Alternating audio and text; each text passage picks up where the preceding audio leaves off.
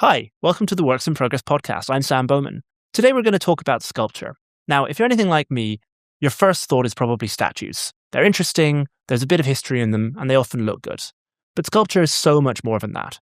When you go to a city like Florence or a city like Paris, sculpture is the reason it feels so good to be in.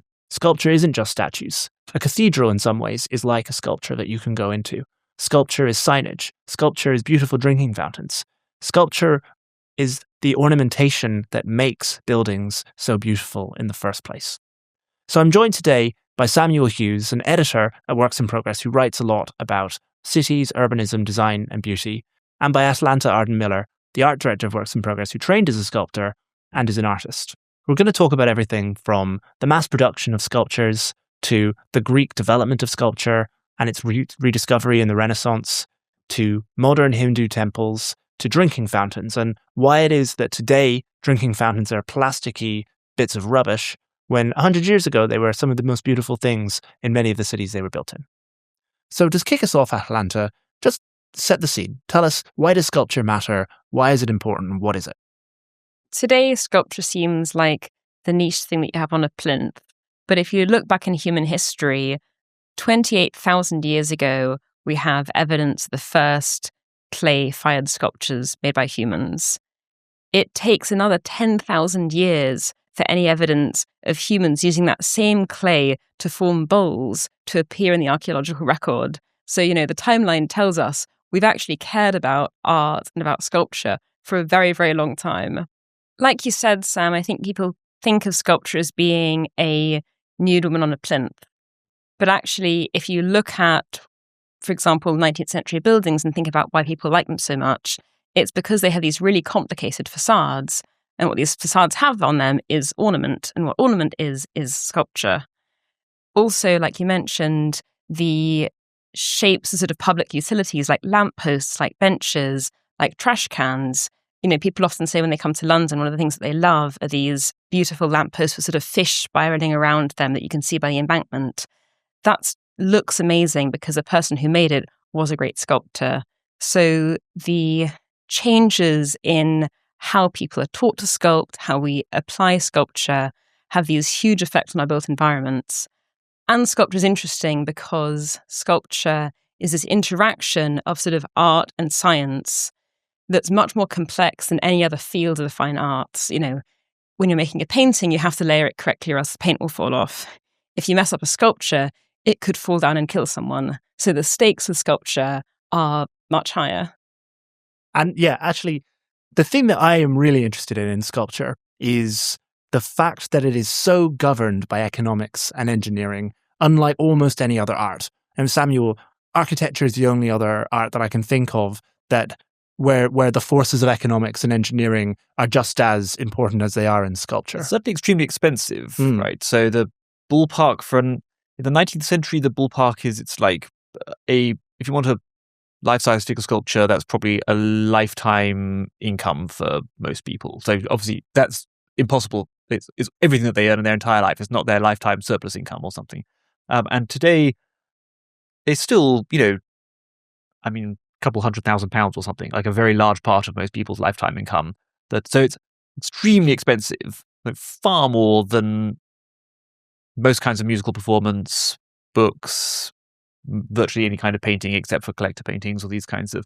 So in that sense, you've definitely got a proper sculpture, like a figure sculpture, or for that matter, architectural sculpture. It can't be done without either some extremely rich individual or an institution. And in that sense, it becomes immediately sort of political or civic in a way that is not true for most studio arts. On the other hand, though, as you've written, kind of physical ornamentation can be extremely cheap at the margin, right? Because mass production is possible after you've sort of designed the original one. Yeah, that's partly Atalanta. But if we get down to the limit case of sculpture is the little bit of trim on the top of a bookshelf or something, which does have to be designed by someone and is kind of, it's the edge of the definition, but it is sculpture. So that in a sense is costing nothing. So you do get, or costing very, very little. So it's true, it's when you get to the edge definition cases, to little bits of sculpture used in decoration, it sometimes is a small cost. But any of the bigger central cases, even facades of buildings, like a full stone cornice or something, it's already an appreciable sum of money that, and certainly when you get to the core cases like statues, like straight away does become important, does become expensive. So last year, the US government announced that it was going to fund a pretty ambitious kind of sculpture building program. I think it was mostly statues, so statue building program in this case. Something like 250 statues. Now, kind of putting aside or actually I would like to hear your take on the kind of merits of that, but the kind of supply chain of producing sculptures, statues to that scale, like, does it exist? Like, what are they actually able to buy? And like, how do you produce 650 statues on demand like that? So there are a few things that are really interesting about the commission for this Garden of American Heroes, which is what this project is called. It's 250 custom-made freestanding sculptures of American figures ranging from sort of Hannah Arendt to Milton Friedman to Shirley Temple. Hannah Arendt? Yes. Huh. It's that isn't what I would have expected about... Also, the Jeopardy host Alex Trebek is in there. Huh. I mean, that's less surprising, actually. I'm more surprised that there is a Trump administration initiative to build a statue of Hannah Arendt. The list is actually sort of interestingly canny in some ways. But what's not canny about it is the timeline. So they want to open this to coincide with the 250th anniversary of America. And the thing that's interesting about this project, as a reflection of why sculpture is hard, is that if you're looking at America versus North Korea is much more able to carry out this project than America is. The giant foundry in North Korea, the biggest in the world, has huge amounts of skilled labor for doing this kind of big factory work. In America, because the tradition of bronze figurative sculpture and marble figurative sculpture has become tiny, there's just not the actual industrial pipeline. The foundries are too booked up. There aren't enough sculptors who can do this. It's not really a project that can be executed unless it's done by China. So how long, let me just break it down. So how long does it take to model a life-size statue? So stage one, for people who don't know, is statues get modeled in clay, more or less by hand, right? Yeah. More or less still the same methods as the ancient Greeks used. Yeah. And still basically by one person with some assistance. How long does that take? I mean, it sort of depends how good the sculpture is and what style you're going for. Right. So if you want really detailed, really realistic, that's one thing. If you want sort of, sploshy, rough shape, that's another thing. But, I'd say doing a great detailed sculpture, you're going to be looking at multiple months. The bigger it is, obviously, the longer it takes. So you're thinking maybe, 3 to 6 months to make the figure. And then there's a kind of foundry process.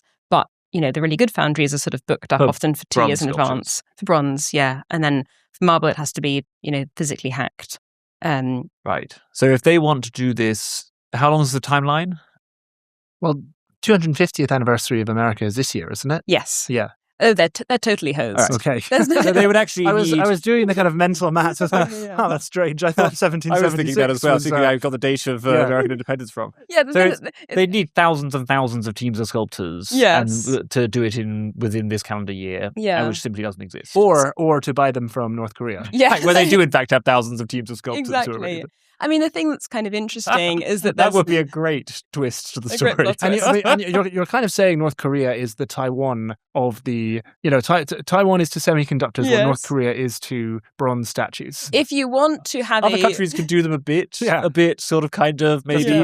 But you want it done properly. You want the 3 nanometer bronze sculpture, then you've got to go to Pyongyang. Basically, if you want a giant bronze man, you go to Pyongyang. Okay. So when African dictators want a 50-foot sculpture made, that's where they go to. What's an example of an sub-Saharan African country that has bought a dud bronze statue from North Korea? Well, the African Renaissance Monument in Dakar is a great example of this. It's about 170 feet tall, giant family sort of ascending to heaven. But because it's done by these North Korean artists, if you look at their faces, they actually look quite similar to North Koreans. Oh, right. So across Africa, you find these sort of giant bronze monuments that have these sort of very, North Korean jawlines and cheekbone structures. And so in terms of the spending, like what are they actually buying at the moment with, like, if they're spending this money across the United States and they're giving, these huge grants to tiny art schools, what are they getting? Are they just grants to kind of go off and, do what they want with it? Or are they expecting some return at the end of it? Are they expecting a statue to be delivered? So with the American project, they're obviously expecting a statue. You apply and they say, here's money to make Dr. Seuss. We're expecting a Dr. Seuss by July. With the art school, it's basically a run and get bigger. But, if you think about trying to incentivize people to join an art school, having more money is great, but also having the sort of gold stamp of approval from this administration may not be the best if you're trying to recruit for an art school in Brooklyn. So I think it's going to be a bit of a mixed bag in terms of the actual effect on the art world. So help me understand, Samuel and then Atalanta, the kind of mass production side of this, because something that I was bowled over by reading your article, Samuel, for Works in Progress, The Beauty of Concrete, was this concept of a pointing machine, which is a kind of machine that sculptors have used historically to actually sculpt for them. I remember, in fact, getting very skeptical comments in quite a late draft saying, are we really confident this is true? I feel we need to have some more sources here. Thinking that Works in Progress was going to go out and be completely discredited with this insane claim. Does Samuel, worrying, I've discovered that Samuel gets all his information from a hallucinating LLM that's just sort of sold him this story. But this is true. So explain what these are, what the history is, and then I'm interested in how widely used this sort of approach is, because as you've described it, Atalanta, you've just sort of described what I imagine, which is it's an artist or a few artists working hard on a particular thing, chiseling away. And if they make one wrong chisel, that's the whole thing scrapped and they have to start again. So I'd like to understand kind of what are the kind of options if you want to buy sculptures. So the naive picture of what sculpting involves is it's the man with the chisel hammering away at a giant block of marble, and then slowly the form appears underneath it.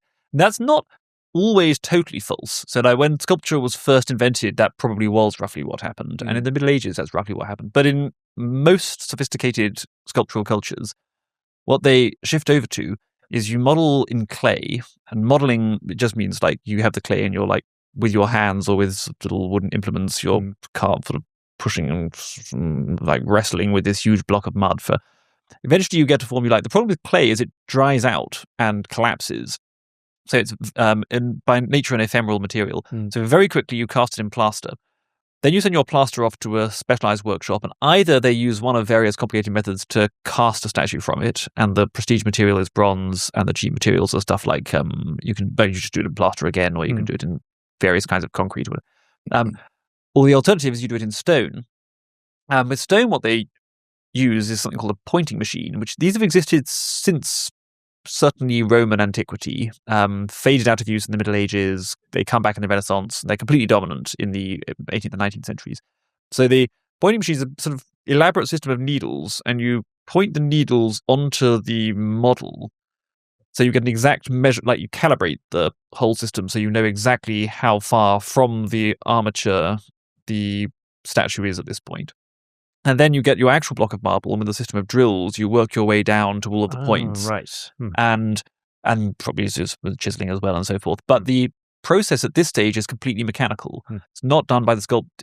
Most of it's not done by the sculptor. The sculptor might do some finishing work at the end. Although the sculptors I've spoken to who use this method will say, by the time you get to the pointing machine's finished and the mechanical process is finished, you've got this object worth £250,000 in front of you.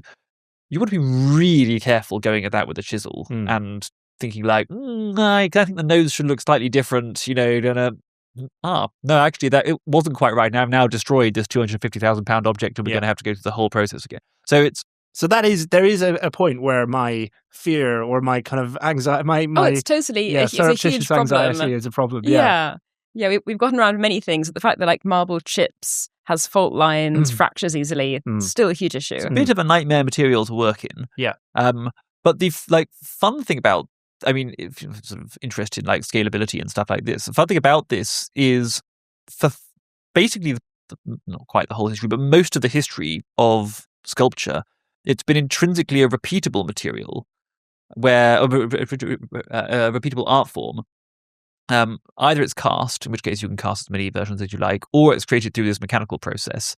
And it's like, in this sense, has a kind of surprising impurity. And it also shows the ingenuity, like the thing that people worked out first how to scale, or how to get more productivity out of, was artistic creativity.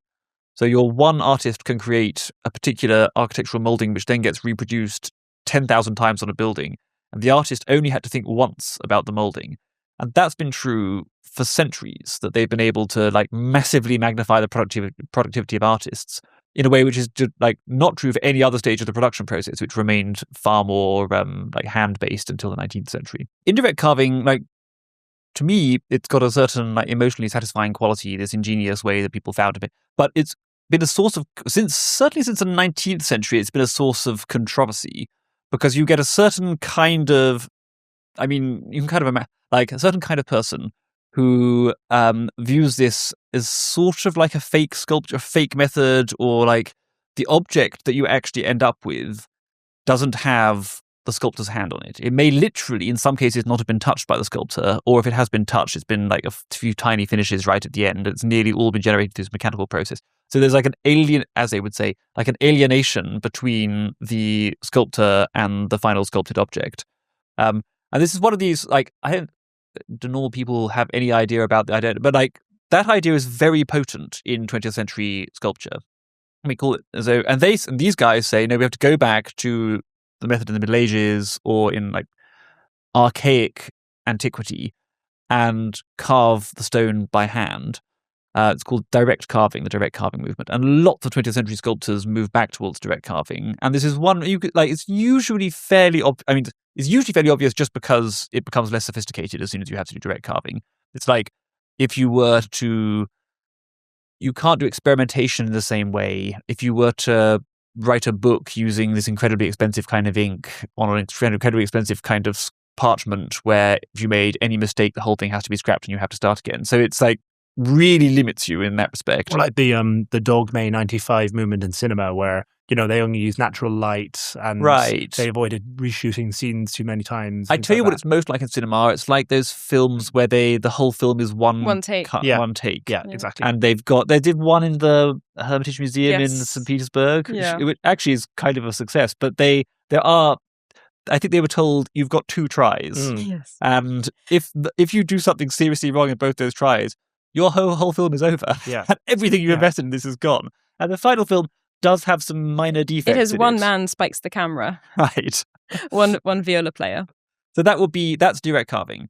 And so what kind of styles are these sort of modern styles, yeah, traditional styles? Eric Gill would be a classic English example of this. But also, if you imagine a kind of Brancusi sculpture, there's a famous Brancusi sculpture called the Kiss, which basically looks like a sort of square bit of stone with a line running through that sort of indicates 2 different people's faces.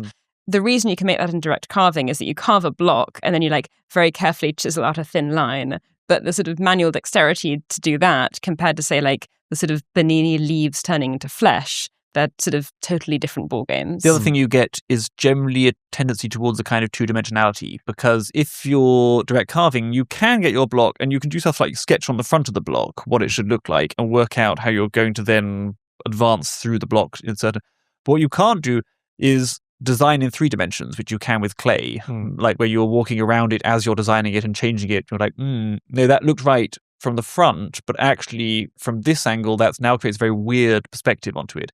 So the extreme case would be some of the great Baroque statuary, where the object, you come into the room and you think the right way to experience this statue, is to walk around it. There is no one point from which I'm correctly enjoying this. The correct way to enjoy it is through movement and through appreciation. Nobody has ever achieved that with direct carving. What about the Greeks? The Greeks, the Parthenon marbles are 3-dimensional. Their statuary is supposed to be. It was a tympanum frieze. They were standing in front of in the triangular gable at the front of a Greek temple. Or in the frieze, also part of the entablature of the Greek temple. And then the statuary would just sit in front of that or even be integrated into that in some way. It was always expected to be appreciated just in one direction. And then the statues that stood inside Greek temples, again, were typically just seen in one direction through the door, down in dim light onto this seated or standing statue that was standing in the middle of this chamber. But very much not expected to be, like, they're kind of model cases. It's the same as like medieval cathedral sculpture. It's often very good sculpture in its way, but it sits in its niche on a cathedral facade and is experienced canonically in just one direction. You could, like, these were good sculptors, sometimes great sculptors. You can do great stuff with direct carving, but it does limit your options and it tends towards a lesser degree of sophistication. This, and I won't divert us too much, but this is a sort of recurring theme for me at Works in Progress, which is the people you are describing are basically who I would call upper normies. people kind of people who like Radiohead and people who kind of. I like Radiohead. Nothing wrong with that. But in music, this battle has been between rockists who believe very much in authenticity and, musicians should write their own songs, you should listen to albums, things like that. And poptimists who think you should only judge a song by how it sounds, doesn't matter what the provenance of it is. And thus pop music is actually massively underrated because it's fine that it's completely inauthentic. But I'm always delighted to find out that the kind of ornate styles that I quite like in sculpture and in, the visual arts are in fact much more like pop music. They were normie styles. They're normie styles. They're in fact much more mass-produced, much more... We're surprised Thorvaldsen and Canova and Rodin to be told this. Nice and alienated from the artist. It's exactly what I want. Although I will say, in defense of direct carving, the most famous sculptor of all time, Michelangelo, did his carving with direct carving. And we can see this because if you look at his unfinished work, like his dying slaves, you can see him sort of chipping them out of the marble.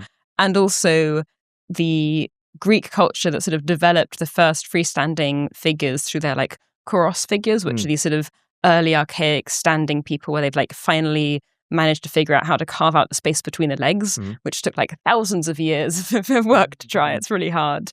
They seem to have basically gotten to direct carving, and then pointing seems to take off basically when there becomes like massive Roman demand for Greek sculpture. And so they're like, oh God, we've got to mechanize things very quickly. And basically you see archaeological evidence of pointing machines at the point where the market is saying like, you need to produce loads now here. Right. Huh. Nearly all of the statues surviving from antiquity are Roman copies, right?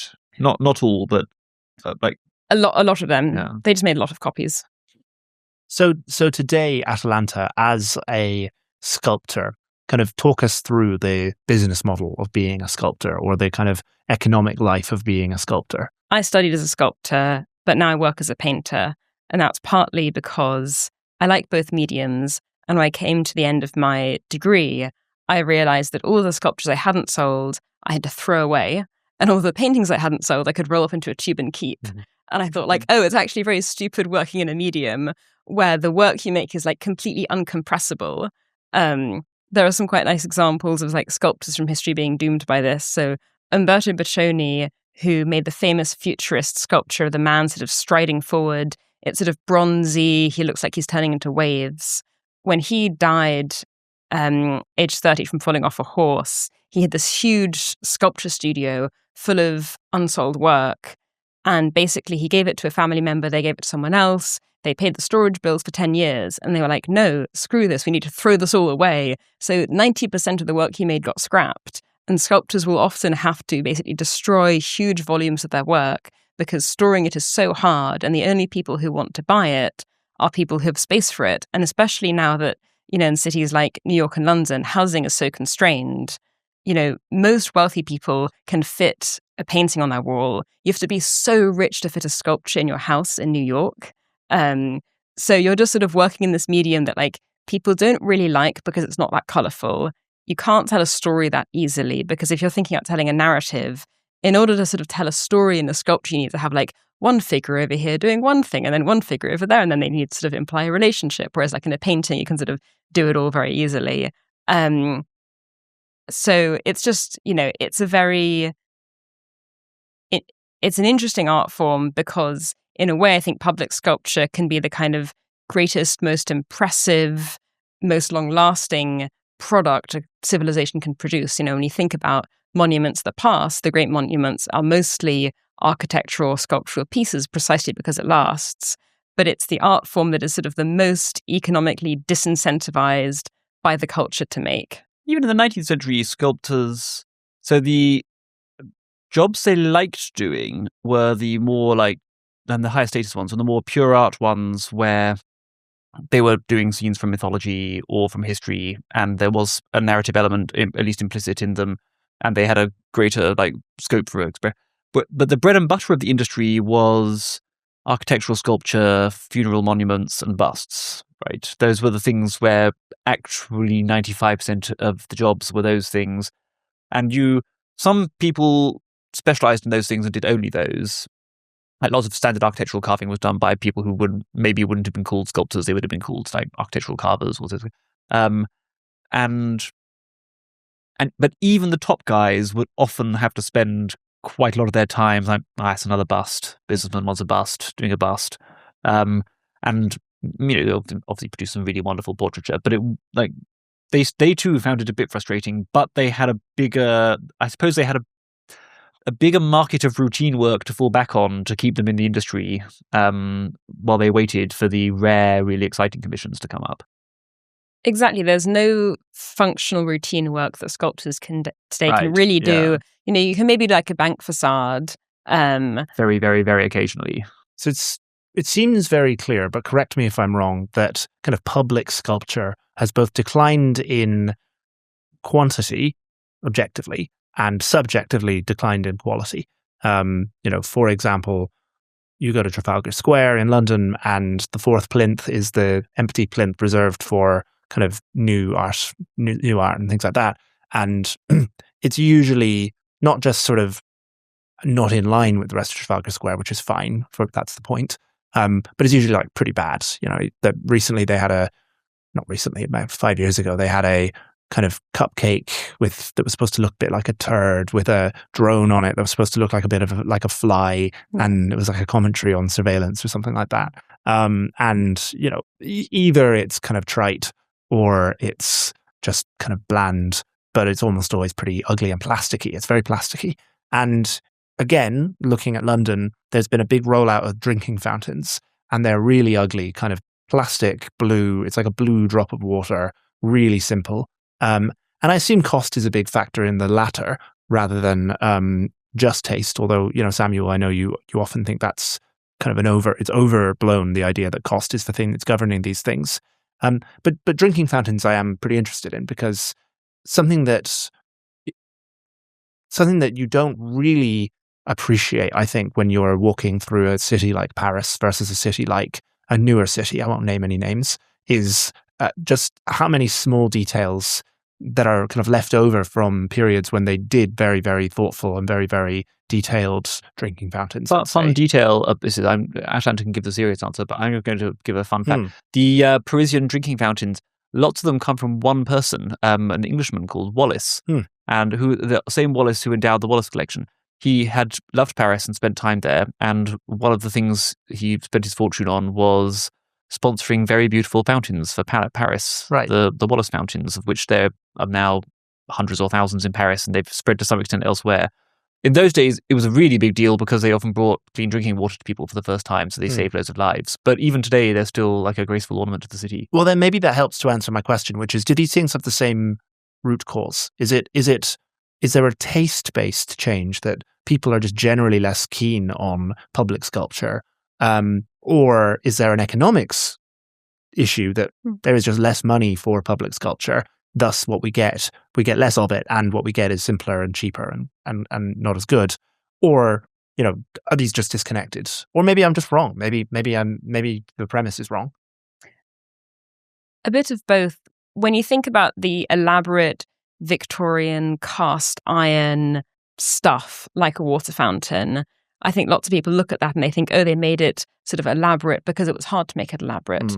Actually, the opposite's true. When you're doing mass casting, one of the really tricky things is disguising seams. If you have a really elaborate facade that goes in and out, it's actually much more easy to cast it a bit more cheaply and a bit more quickly because the complexity will disguise the seams.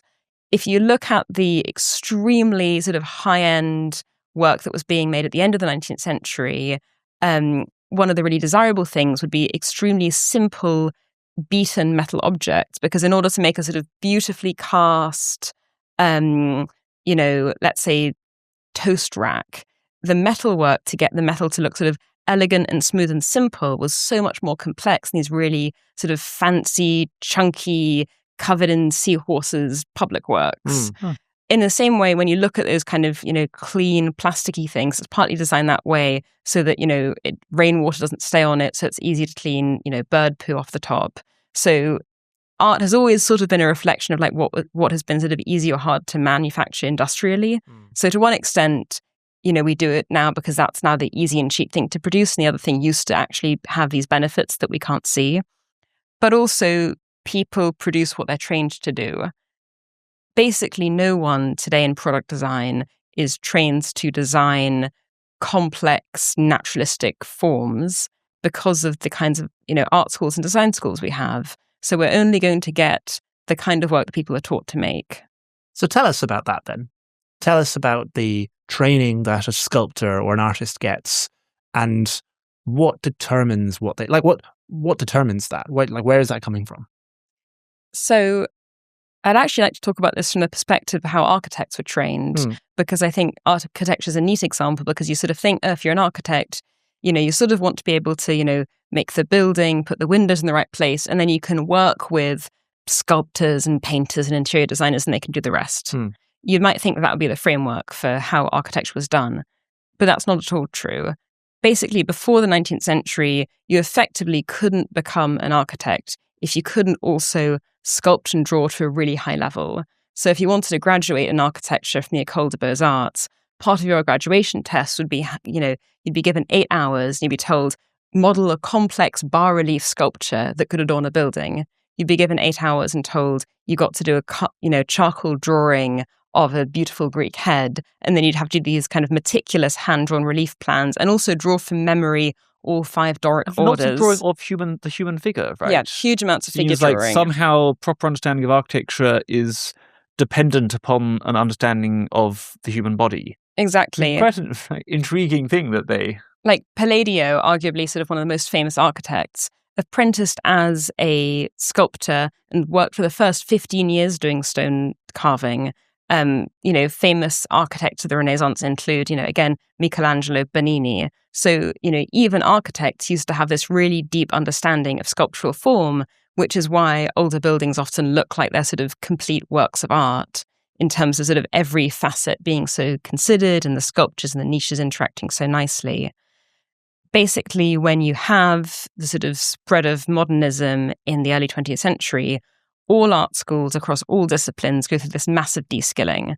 So it used to be that if you wanted to graduate from the top art school in the world, which was, the École des Beaux-Arts Paris, you would have to do, these insane tests where you'd be, basically locked in a room, given a mythological theme, and then asked to produce an excellent drawing upon that theme with period-accurate props, referencing all the correct mythology, perfect anatomy, sandal straps in the right place. If you look at the curriculum of, the Yale is the most important art school to go to if you want to have a career. If you look at the 100 most successful artists in America in terms of sales, 20% of them went to Yale, which is really outsized considering they only have about 25 graduating students a year. If you look at the Yale MFA core curriculum, do you want to guess the number of sort of practical hands-on classes they have to take as a percentage? How many as a percentage of their classes? Yeah. 50?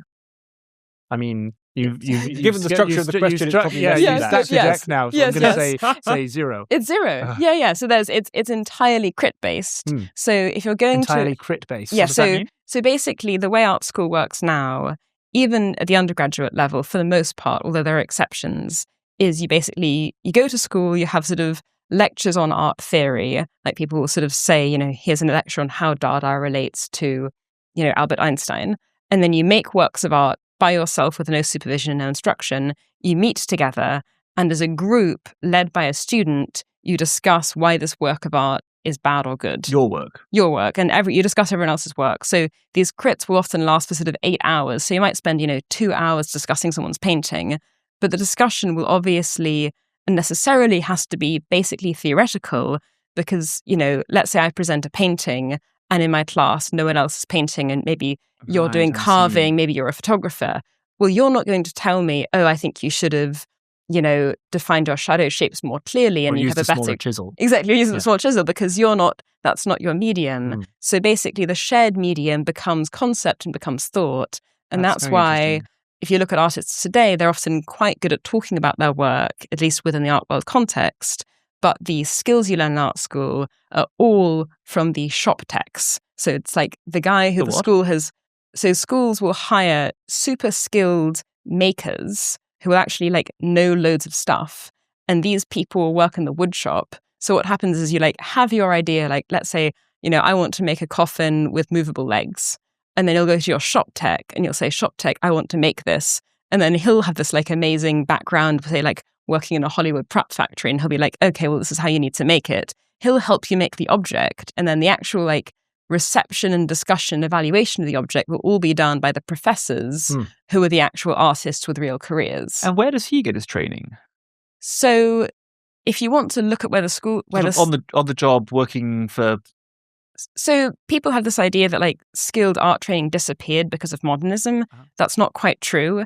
It went into communist countries. So China and Russia have intact artistic traditions in this way. And then it also went into the entertainment arts. So if you want to look for the best sculptors on the planet in the 1990s, in America, sorry, not on the planet, you want to look at the Hollywood prop shops. So it's North Korea, Hollywood. And it's the communist countries because of socialist realism. Exactly. So they preserved this kind of realist style that died out in the West. The other thing, there are some other interesting cases, right? So is it not true that cars are still modeled? I mean, at first they used to be modeled in clay, and they're still modeled in, maybe not exactly in clay, but foam, maybe not exactly by hand, but maybe by hand, certainly in a kind of, basically cars are works of applied sculpture. Many totally normal people still love cars and think that, they obviously are in their way beautiful objects. But there's another case where a kind of applied sculpture is still there all the time in everyday life, popular with ordinary people all the time, presumably devised by extremely skilled people working massively valuable skills, but unnoticed and completely unconsidered in art schools as being part of the modern sculptural tradition or something.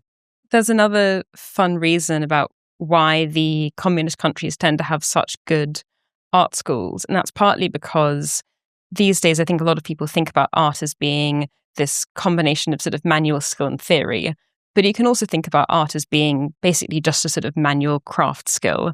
And if you think how do you become world class at something that you do with your body, like violin, like tennis, you have to start really young. So in North Korea, when they're selecting the people who go into these foundries, they start picking them age 5. And then age 5, you get put into an art school. Same thing with Russia. By age 10, you're in a specialist school.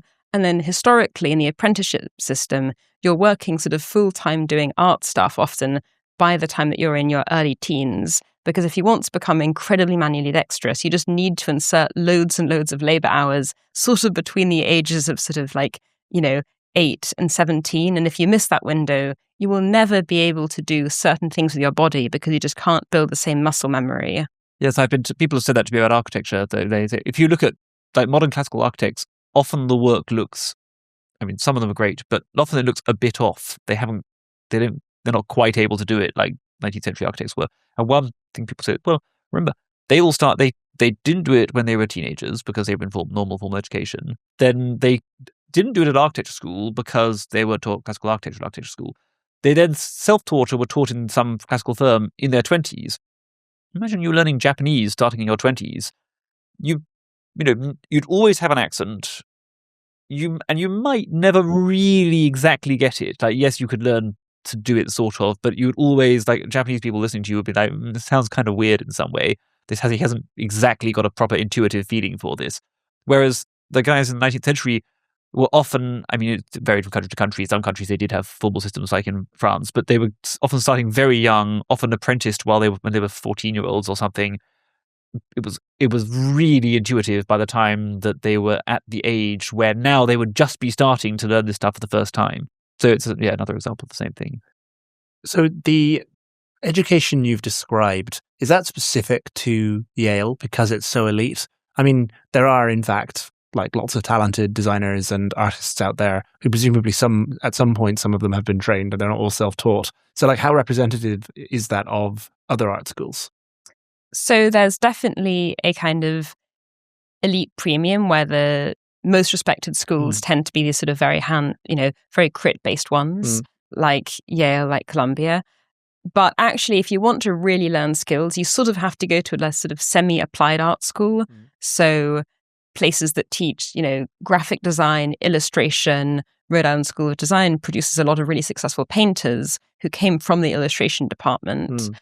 And so there's been this kind of interesting... A friend of mine in London went to City and Guilds, which is half like restoration, conservation stuff, and half a fine arts department, but obviously one that's got more adjacency to people who are like actually working out, oh, we've got an 18th century carpet, how can we make it look good again? Exactly. There's actually been this kind of nice movement in painting that's happened in the past sort of 10 years, where previously these skills were sort of considered, so toxic. As soon as you can sort of draw nicely, it makes your work look naff.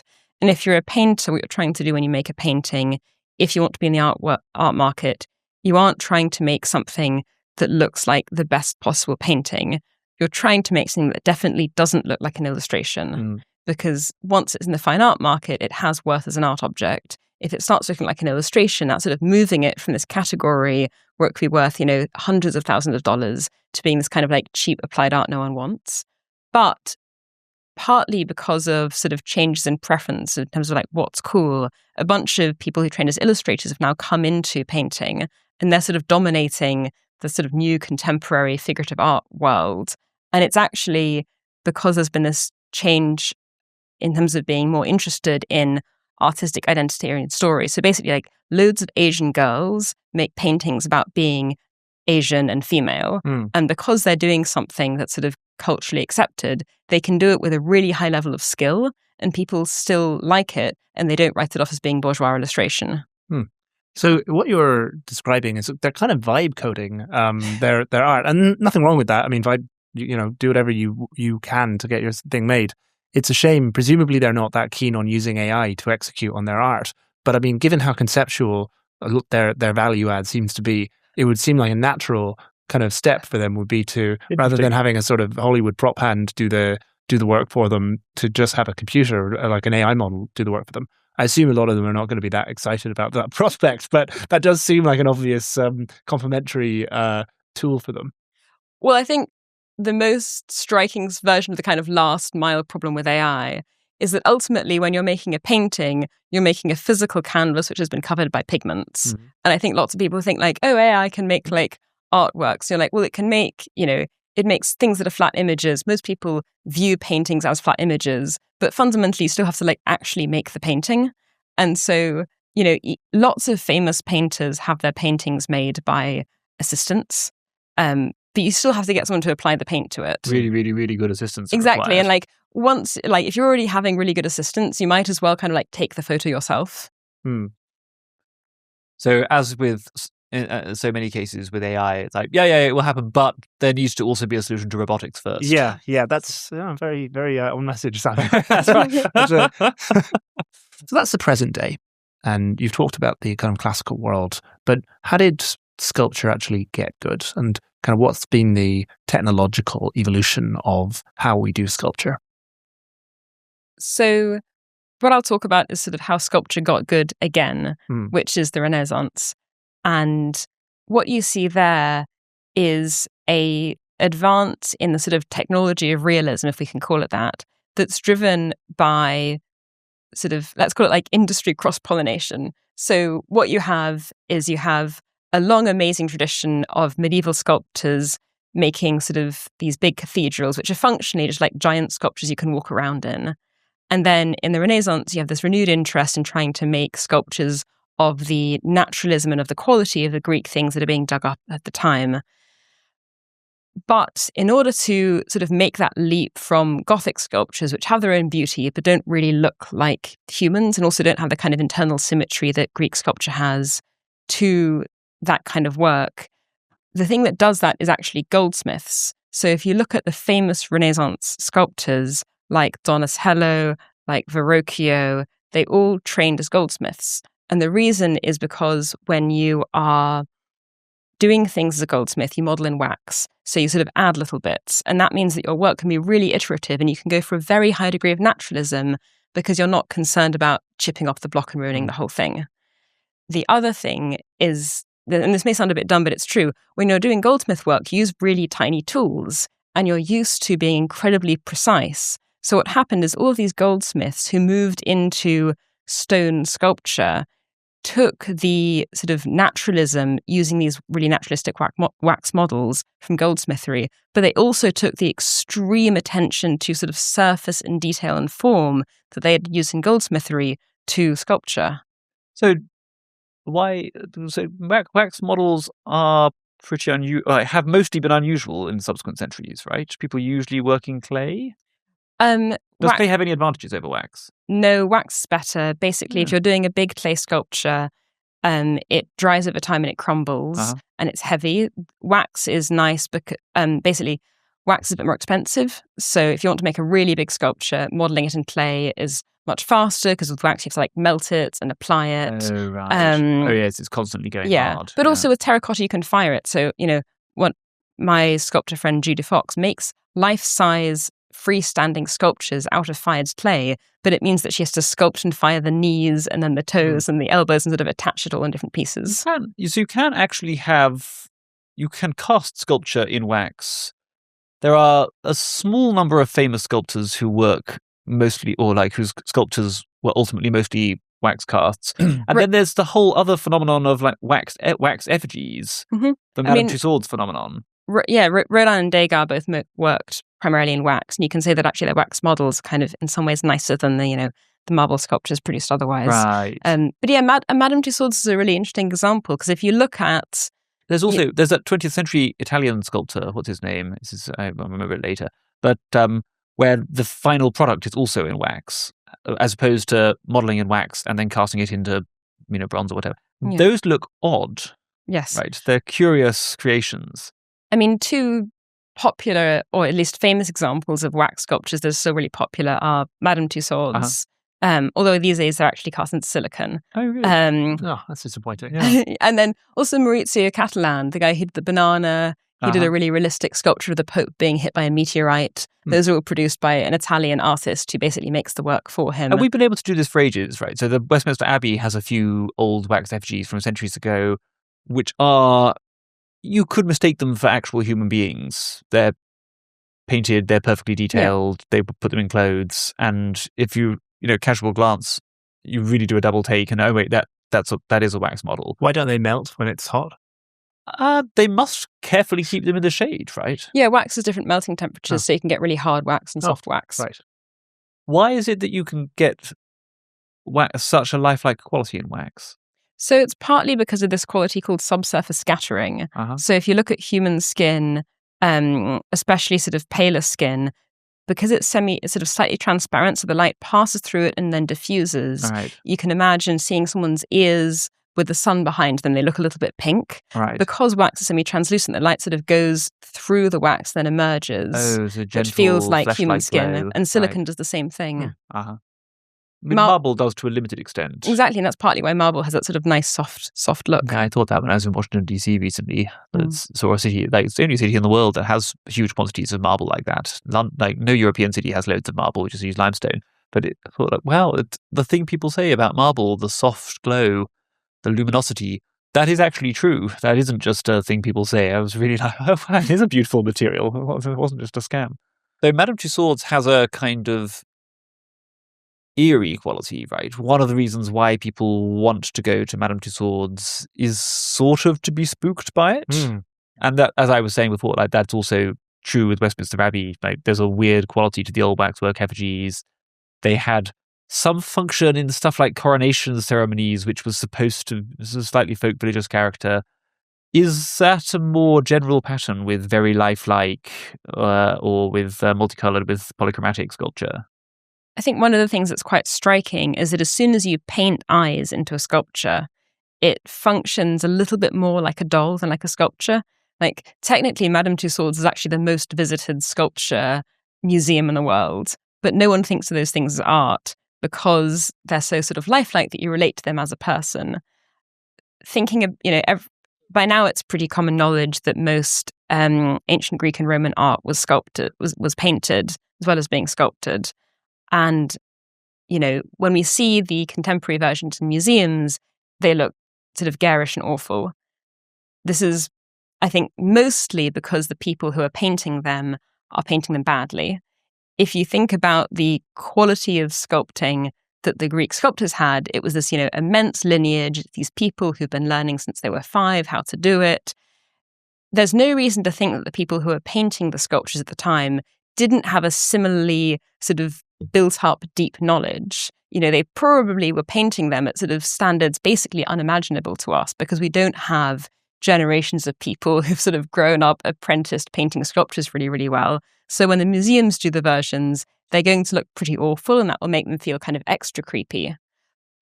But I would argue that they actually feel, even when well done, still quite frightening. It's interesting because the answer, we've got 2 unhappy extremes here, right? One is the weird, oversaturated, matte museum restorations of Greek sculptures, and those creepy, bizarre. The other is Madame Tussauds, which is extremely impressive from a technical point of view, but also and intentionally creepy and bizarre. And then we have the hypothetical sweet spot of statuary, which is done with more taste and refinement than the restorations, but not with exactly the oh my god, that's a man standing over. No, wait, hang on, he's made of wax. And that is possible. I mean, although all the painted antiques, or virtually all of them, have been lost, we do have painted statues from Baroque Europe, some from the Renaissance, some from Japan, some from India, which sometimes are appealing to us, right? I think people are incredibly uncreative when it comes to imagining, how good things can be. And there's, we see this sort of over and over again in technology being oh, it's actually very nice not having to sort of, pull the stalks of wheat out of the field with our hands. But the same is true of art. If you basically, let's say the big flood came, the futurists wanted it to through the museums and sort of washed away, pre-20th century painting. And then you looked at sort of a photoreal painting by Chuck Close and you asked someone could there be a better painting than this? They might be oh, there couldn't be. This is so realistic. They've painted all of the pores. But then if you showed them a Vermeer painting, you'd be oh, not only does it look like a person, but the actual calligraphy of each brushstroke is itself beautiful. And so I think, just because we can't do it doesn't mean that they weren't able to make this sort of amazing artistic product. It's just that we've lost the technology, and this happens all the time in the field of the arts. And it's this sort of slightly sad inverse story of progress, where I very much feel I'm sort of scuttling around the ancient Roman ruins, being back in the day, people were taught so well, and now we're just sort of scrabbling in the dirt to recreate something. Right. So it's a kind of technology that has to be born by, transmitted to individuals, born by individuals, which can't be completely written down, where and they're thus can be additive because individuals can that's how tradition works. People train their pupils, and their pupils then get some stuff from them and can also add to it. But it can also be kind of cut off, and then it's extremely difficult to recover. And you look at the books they produced and think, no, this is only giving us some of the information that we need. I can't get all the skills that I need just from looking at the drawings or diagrams that they produced. We published an article, of course, on this recently in Works in Progress, and the author's speculation was not that it was a technical limitation, but that not necessarily a technical limitation, but that the museum curators, or at least the kind of originators of this style of paint, of this sort of modern approach to painting them, were kind of either trolling the public, kind of having fun, or maybe trying to make a point about the non-universality of beauty. If it was the case that the Greeks, who we think of as being very cold and austere, especially the Romans, as well as the Greeks, because all we have is these marble statues. It's not just that they painted them in incredibly garish ways. Maybe that implies something about actually beauty isn't universal, and actually there are completely culturally contextual things that change what we appreciate and what we don't, which has troubling, I would say, implications for other things. It's also possible that they are trying to accentuate the strangeness of it. They're not trolling, and they're maybe not making a political point, but they're just highlighting the difference between, or the gulf between, our picture of the Roman and Greek worlds and the reality of the Roman and Greek worlds.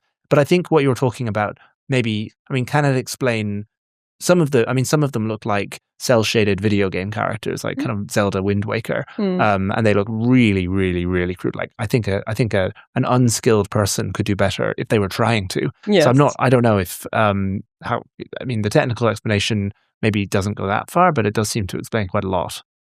I think they are a little bit right in that I think if you look at what most cultures do to make things look fancy, it is covering them in bright colors.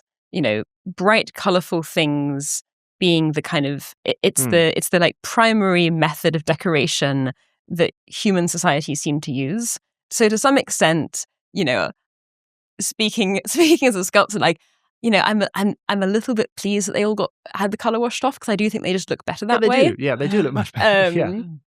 But they are trying to make a point about, they are trying to sort of, shock us a bit. But then this also gets to changing views in conservation. So you might think that it's fine, whatever, art schools changed, it's all theory now. But that actually has all these interesting trickle-down effects where now if you go to a conservation course, if you're learning to be a museum conservator, literally working on paintings removing varnish, you're going to be spending at least half of your time writing essays on theories of conservation. And if you're doing a conservation project for a museum, to clean a sculpture, you probably have to write a report that's around 60 pages long. Like the Parthenon cleaning report was 62 pages. And so a lot of your time as a curator, as a conservator, is basically documenting things, which means that, the time to develop the skills that you need to execute your craft really, really well, it's getting shrunk and shrunk and shrunk, which is partly, to go back to the Russia thing, why a lot of people like hiring Russian conservators, because they trained as artists. They've known how to sort of, use their hands very carefully from, age 10 onwards. And they just have the kind of the creative chops to do a really good job. So 1,000 times more about this than I, but didn't you say that in conservation schools now, they will be strongly advised against speculative restoration, so that a lot of these restorations of Greek sculptures would have been we have actual evidence of pigment surviving pigments, but they're only the lowest layers of the pigment, and you should not speculate about what they would, because they were artists, have done with the surface finish. You should just restore based upon what we have direct evidence of. Even the word used there, this change from restoration to conservation, sort of tells the whole story. The idea now is basically you have a highly damaged object and you hold it in stasis, and because that way, you're at least not making it worse. There are remarkable cases, right, like the Aegina marbles that in Munich, where when they discovered them, and it's a very key group of Greek sculptures. When they discovered them in the 19th century, they still thought of themselves those were done by artists. We are artists, some of us, and artists doing essentially the same thing as these guys. Obviously, they would have wanted us to repair their statues if when they were found, and we want them to be present in the best possible form. So they got Thorvaldsen, greatest sculptor of the age, to restore all of the Aegina marbles, and he, speculatively but mostly quite plausibly worked out. So they've lost a hand there. Obviously, there ought to be a hand. Obviously, there ought to be a head. And he recreated them as a perfect finished group. And they then stayed in that form until the 1960s, I think, when the modern restoration, conservation orthodoxy had come in, when the Munich authorities then knocked off all of the Thorvaldsen completed bits and returned, I don't want to say restored, but returned the group to roughly the condition in which it was found in the early 19th century. And even that, I now wonder today, if the Thorvaldsen group had somehow survived the 2020s, they might have said, no, the Thorvaldsen editions are now part of the heritage object. Yes. But in the 60s, the 19th century was still close enough that it doesn't count as part of the historical object. It counts as a modern accretion, and you have to get rid of the modern accretion. That, I do think that's a fundamentally different way of relating to a heritage object, where you're relating to it as a heritage object and not as a work of art.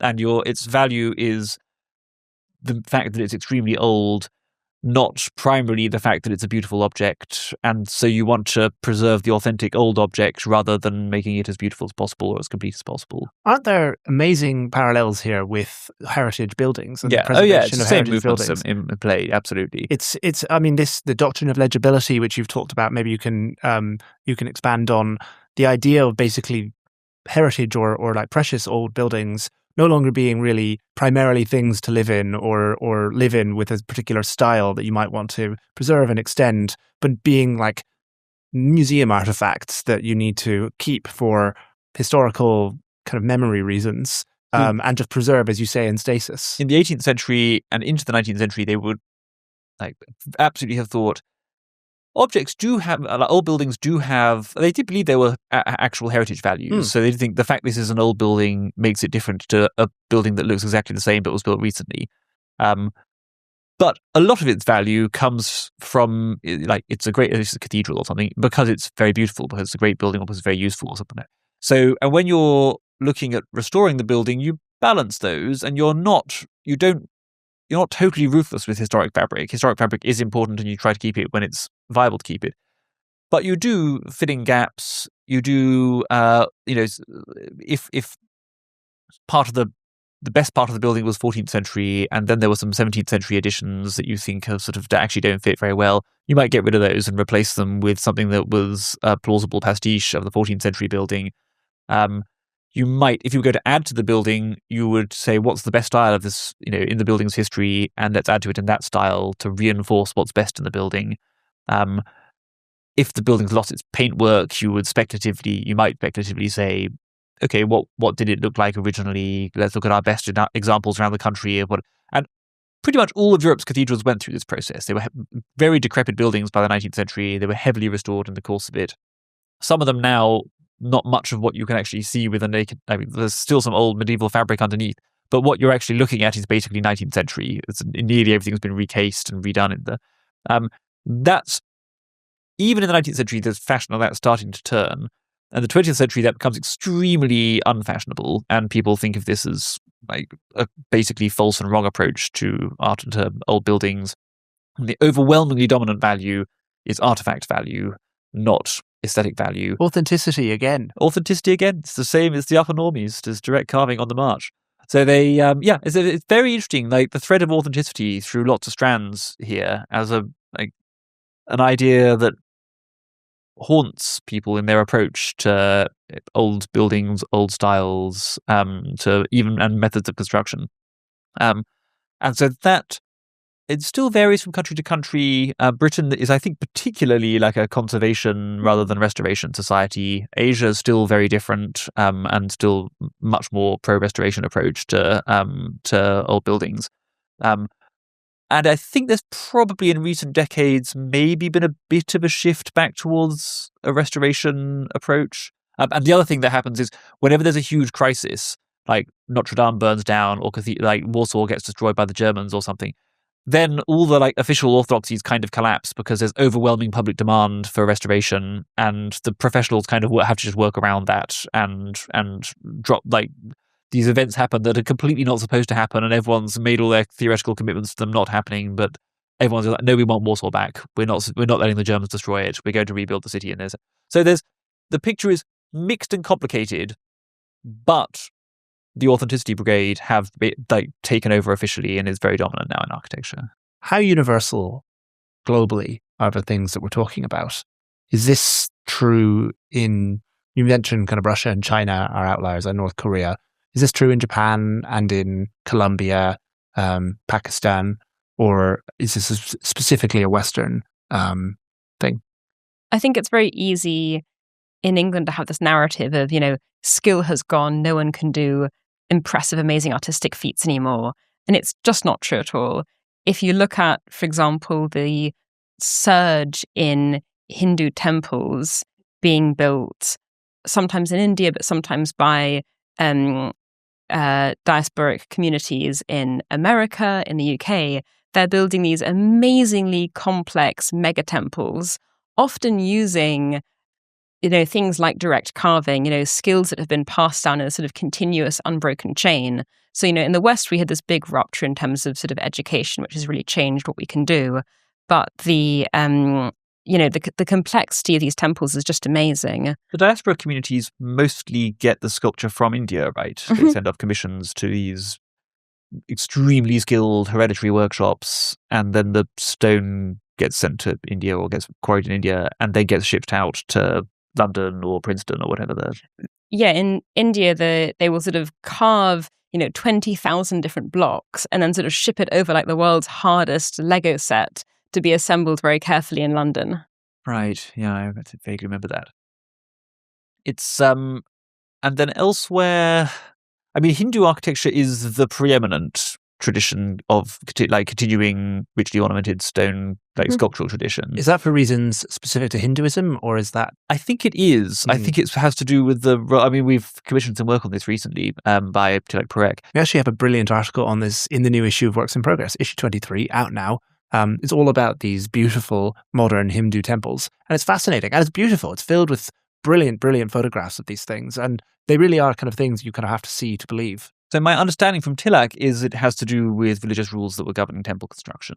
So there was, it's not exactly a revival. I think the increasing prosperity of lots of Hindu communities has allowed them to do it on a really magnificent scale and to start. And a revival to the extent that they can now commission on the scale of massively powerful rulers in centuries past because they have modern prosperity and that gives them the affluence to do this.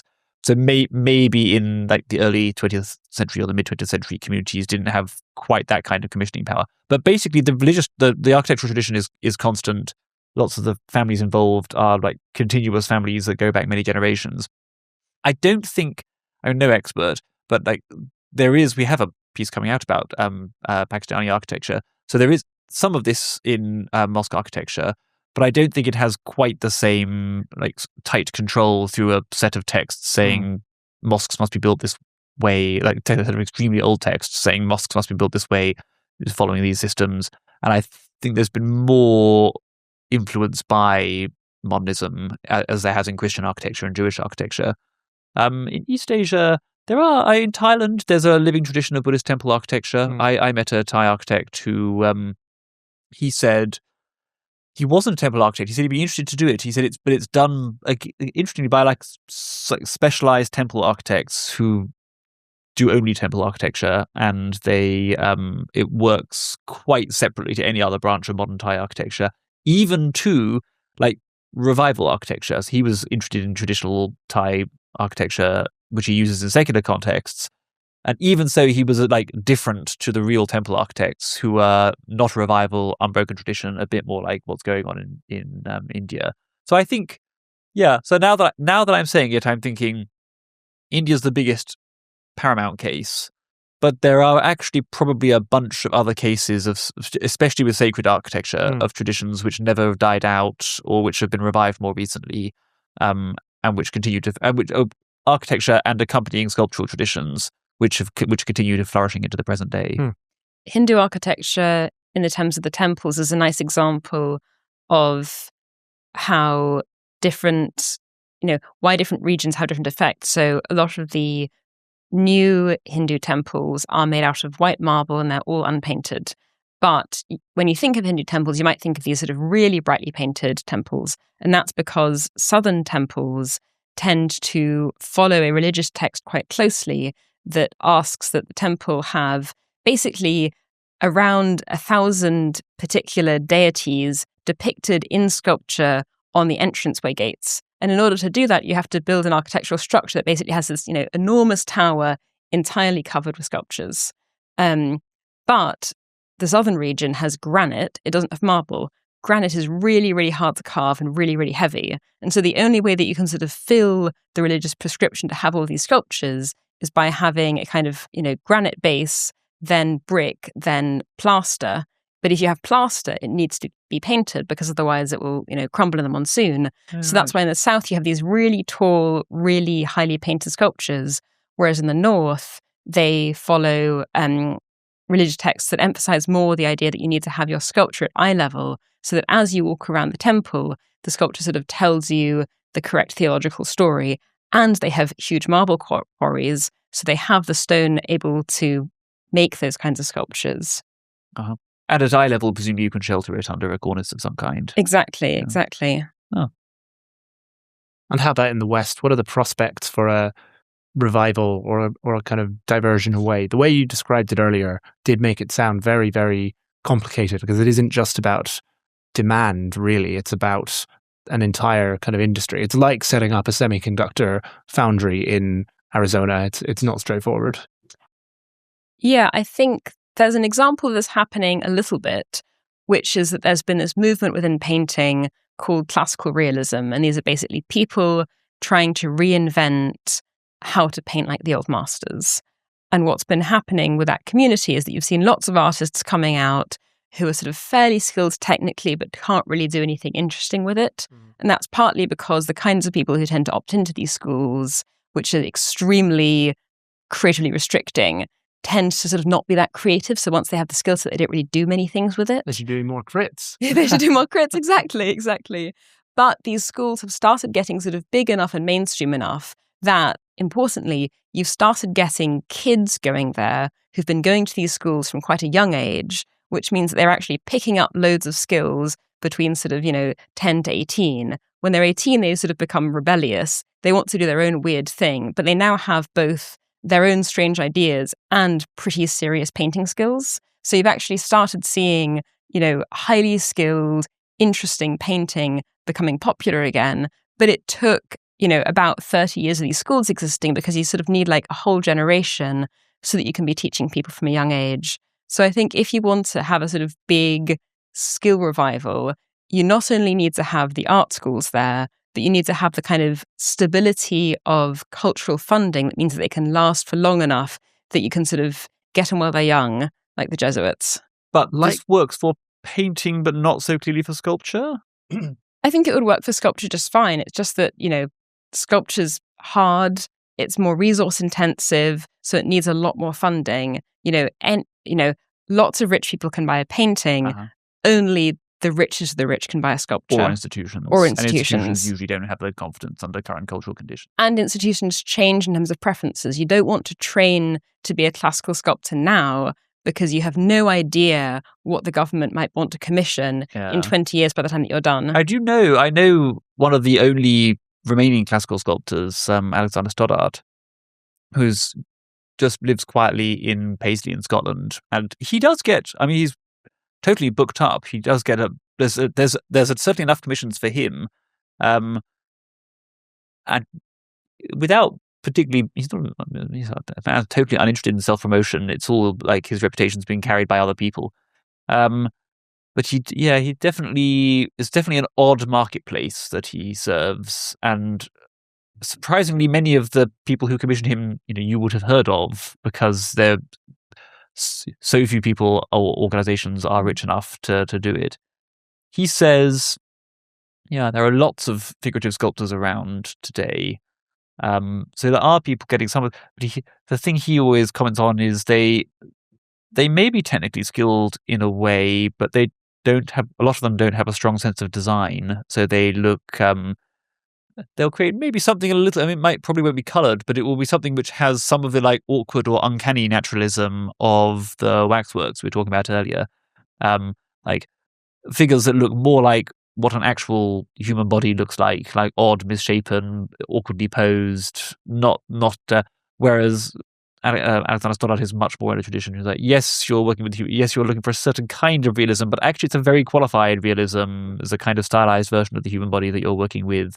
There are traditions of like posture and drapery and all the rest that, and that he says is really rare. You can't to find people who can do that to any standard of quality. You really start to be counting on one or two hands. There are lots of really good figurative sculptors working today, but the problem is that if you think about how many sculptors you need and the level of kind of sculptural awareness and general like artistic awareness that you want to have to produce a sort of culture that looks attractive, that's kind of the issue. Like there's still enough good portrait painters that the Queen or the King can get a nice painting done, but I think the places that look really beautiful came out of a culture where there was just sort of this really intense infusion of craftsmanship and knowledge, and that sort of fixing that requires massively expanding the field.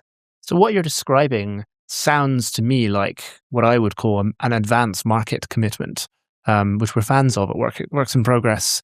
And regular readers will recognize this as a tool for saying, we will buy this thing if you can provide it at some point in the future. So historically, NASA did this to basically produce to get companies to produce the parts that it needed. It said, if you can do this, we promise we will buy, 100,000 of them at a certain price. Our colleagues at Stripe Climate are doing this along with some other companies to kind of guarantee climate carbon removal. So basically an industry can begin and kind of know it will have some customers. And really, the quibble with the US presidency's kind of statue park problem is probably that they just had too short a time frame, right? If they had said, or if they were willing to say, we will do this over the next 10 years or something like that, then that might give enough lead time to people to say, okay, if I actually qualify or train in this way, qualification might be the wrong word. Right. If I train in this way, there's a career in this. Then there is a job in this at the end. Yeah, it's very interesting to think. It's really specifically a kind of timing. It's it's a timing problem and a commitment problem. Like you need somebody or some institution to be able to say, because this is a problem that I think about a lot, where there are lots of companies and people like that and so on that I think probably don't want to be in the fairly ugly glass boxes they're in. But it's not immediately obvious who they would turn to change that. And, it's not like they can just open the phone book or go on Google and there will be kind of tons of sculptors who can help them turn their sort of glass tower into something like something that might have been built 100 years ago. Those people just aren't out there. And unless you are willing to say and able to say, like, I'll come back to you in 10 years if you're willing to do this for me in 10 years, and I guarantee you there will be a job in it for you. But that's a model that has a lot of potential. You can develop vaccines with it. You can develop drugs with it. I don't see why you couldn't develop a sector of the art world with it as well. I think that if you took the $40 million that he's spending getting all these sculptures and you sort of spread it out, you could absolutely train another generation. The part that makes the art world a little bit more tricky is that artists inherently tend to be slightly allergic to money. In that, if I was wondering that. Yeah, I was wondering if I was assuming they were too monetarily rational. Yes. No, we aren't. Yeah. We know what we're getting ourselves. Monetarily rational. I'm not saying they're irrational, just a different kind of rational.